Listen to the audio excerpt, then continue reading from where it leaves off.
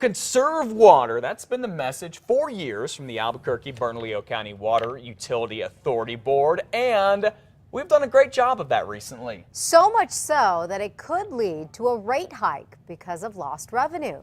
That's going to be discussed today by the Water Utility Authority Board. Our News 13's Samantha McDonald has what you need to know from City Hall in downtown Albuquerque. Good morning, Sam.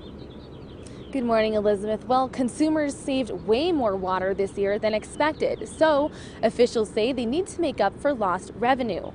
City officials say water usage to date is down by about 2.5 billion gallons compared to this time last year, and that has caused a $9 million budget shortfall.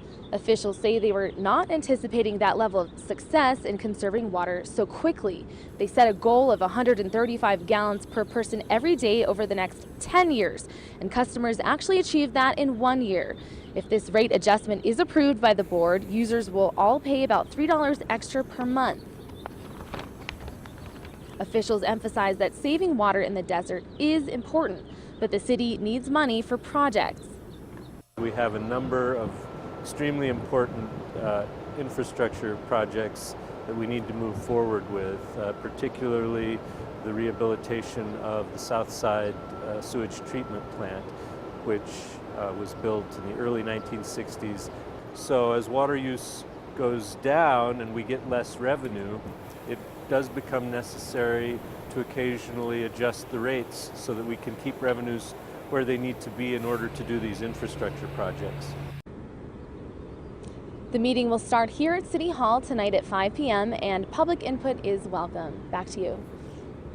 All right, thank you, Samantha. The staff is asking for the rate adjustment, but it will not officially decide on that until next month when voting takes place on the budget. Also tonight, the board will discuss an ordinance that would require the utility to require supplemental water fluoridation.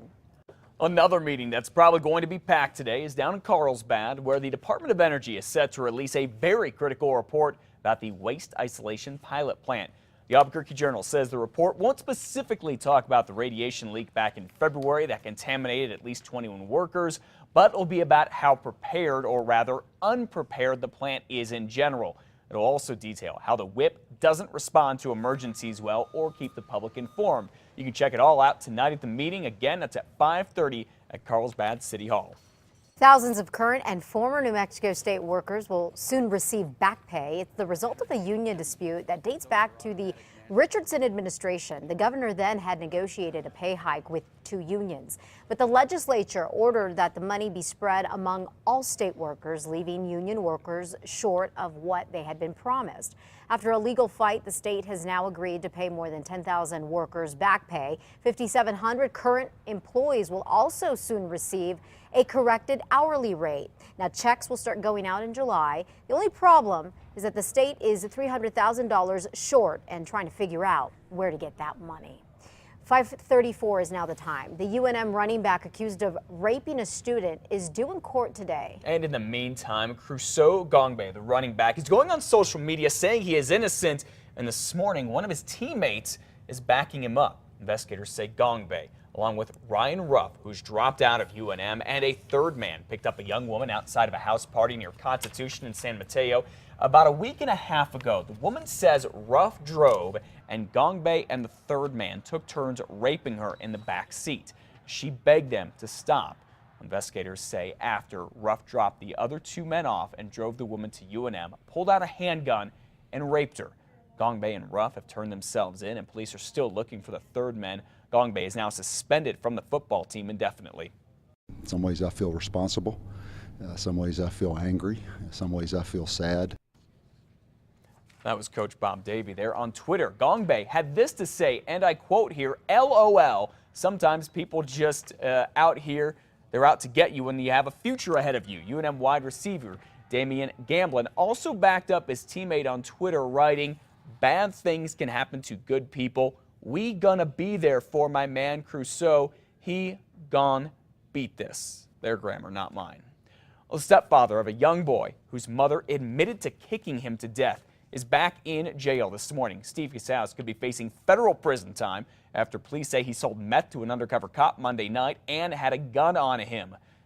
His wife, Cynthia Varela Casals, has admitted to kicking his stepson Omari to death at the family's apartment just after Christmas. Mr. Casals has never been charged in Omari's death. He was arrested earlier this month on drug charges and bonded out of jail right here, right after that.